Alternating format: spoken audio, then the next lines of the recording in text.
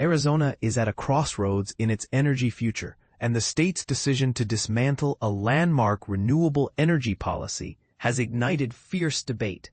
On Thursday, Arizona regulators voted unanimously to initiate the process of repealing the Renewable Energy Standard and Tariff, REST, a rule established in 2006 that mandated electric utilities to source 15% of their energy from renewables by 2025. While major utilities like Arizona Public Service (APS) and Tucson Electric Power have already exceeded this target, reporting 19% and 29% renewable energy mixes in 2024, respectively, the commission argues the rule is obsolete and costly.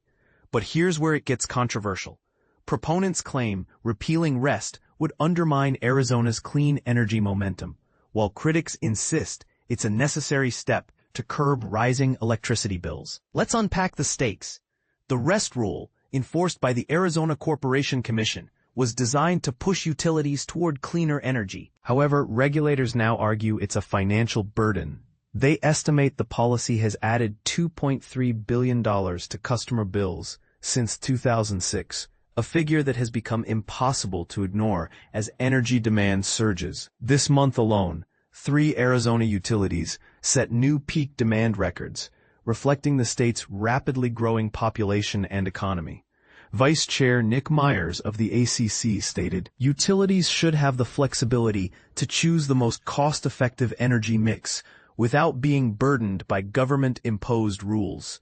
APS, the state's largest utility, has shifted its climate goals from an aspirational zero-carbon pledge by 2050 to a carbon-neutral approach, as revealed in its recent earnings report. Parent company Pinnacle West emphasized the need to prioritize reliable, affordable service amid soaring demand. Yet this pivot raises questions. Is prioritizing cost over climate action a betrayal of long-term sustainability? Or is it a pragmatic response to Arizona's energy challenges? Advocates for REST are pushing back hard. Vote Solar's Kate Bowman argues the policy has created a pro-business environment for renewables, noting that solar is now the cheapest energy source in many markets. Repealing REST would deter investment and hurt ratepayers already struggling with bills, she warns. Meanwhile, Advanced Energy United's Michael Barrio cautions that scrapping the rule sends a negative signal to businesses and investors.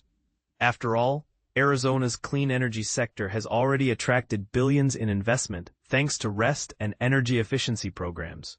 The ACC plans to hold 3 public hearings in November, inviting testimony from residents, businesses, and stakeholders. Written comments are due by November 14th, offering a critical window for the public to shape this decision. And this is the part most people miss.